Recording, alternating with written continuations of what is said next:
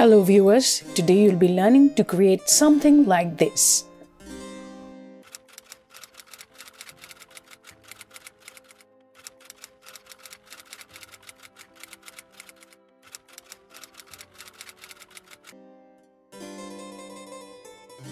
So for this purpose, I have used PowerPoint. So let's take a new slide. We'll click on Home and New Slide, and we're going to use a blank slide. I already have a blank slide. So first thing first, let's prepare our text. We're going to use a text box for that, and let's write our text.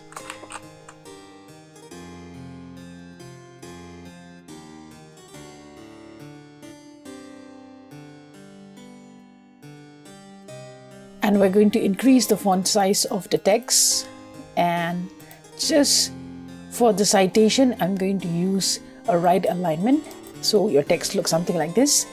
And for this, next thing we have to do is we will click on animation, and we'll activate the animation pane and click on an animation, and we're going to click on appear. So basically, if we just check the animation right now, it's just appearing just like this.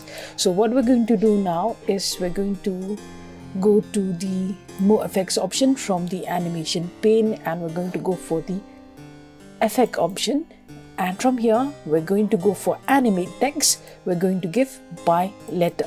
So if we click OK right now, you can see this effect, right? But if you find like the text is appearing too slow, so we'll just increase the timing. So the same procedure, from the animation pane, we're going to click on the animated object, and then we have this option here of delay by 0.5 seconds. So let's give here 0.2, and we'll click OK, and you see that it's slightly faster.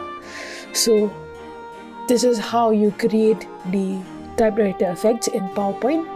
And if you have to use it in your video files, you just can add up with some typewriter sound effects in the background.